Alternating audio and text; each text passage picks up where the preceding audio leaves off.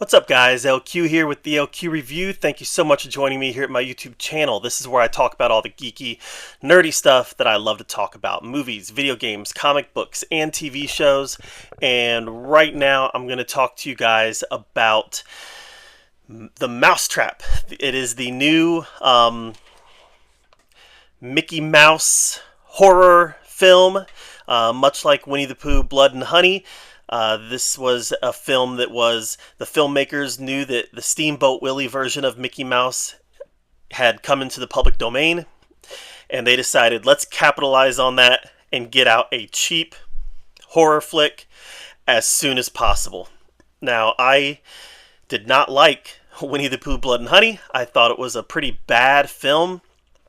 I haven't seen the second one yet. I'm going to get around to it eventually. I hear it's a little better, but I went ahead and watched this one anyways because I am a Disney guy, right? I'm a fan of Disney movies and Disney IPs, and lately not so much, but historically in my life I've really liked the Disney brand.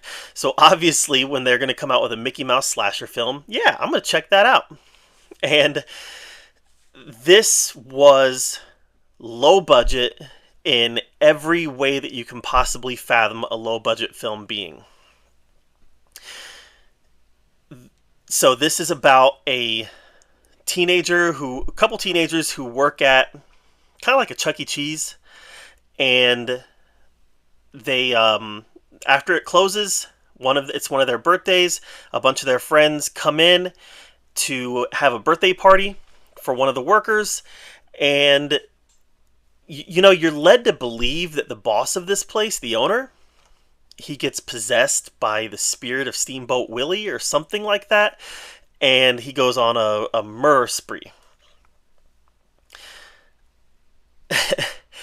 This film opens up with one of the girls in jail telling the story to the cops on what happened.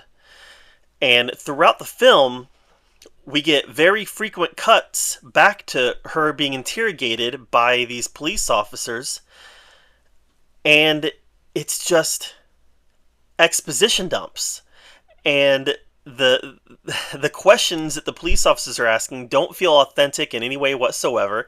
It very much feels like, okay, we have to cut back now so we can tell the story and explain what's going on. And it just, I would say a solid 30% of the film takes place with the cops interviewing this girl. And when it opened, the first few minutes are the interrogation scene. And I'm just sitting here thinking, that's an odd way to start a horror film. Most slasher films start out with the first kill. And this one starts out by boring you. So that's an approach, I guess. And the film didn't get any better as far as being boring. It just continued to meander on.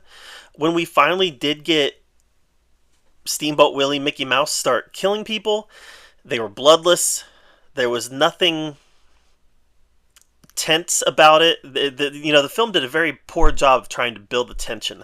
There's a love triangle between the girl at the birthday, a nerd, and another guy, and I think they think that helps build the tension, but none of it felt real.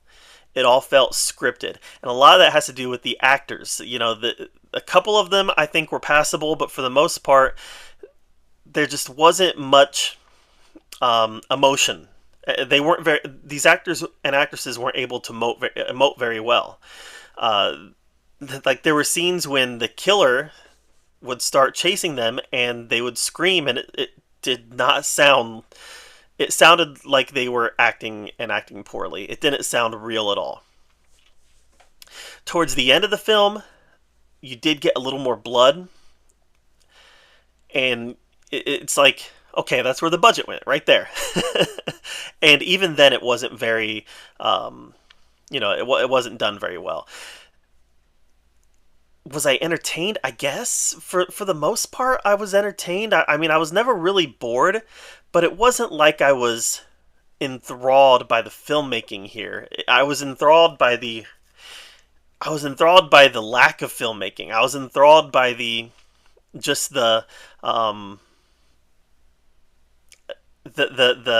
inability to create a slasher film. Now, don't get me wrong, I couldn't do it. I'm not a film director, but I'm also not investing thousands upon thousands of dollars to make a horror film. So I would feel like if I were to do that, I would know how to do it and do it well. And even me as just a film fan, I'm watching it and I'm like, okay, that's not how I would have done it. That's not how I would have done it, because it didn't work. So The Mousetrap was a morbid curiosity for me, and I'm glad I just rented it. It's $2.99 on Fandango. If you're really morbidly curious, you know, spending $3 on it ain't gonna hurt you. You aren't gonna regret spending $3 on it. But had I spent $5 to buy it, or $9 or whatever it was, $10 or whatever, I might have regretted that, right? But $3 to rent it, nah. If you're morbidly curious, go ahead. But don't get your hopes up. It's not, the production value is not even to the level of Winnie the Pooh, Blood and Honey. And I think that's saying something. So, alright guys, The Mousetrap. Have you seen it? If so, let me know what you thought of it in the comments down below. While you're down there commenting, subscribe to my channel. And until next time, we'll see you guys later.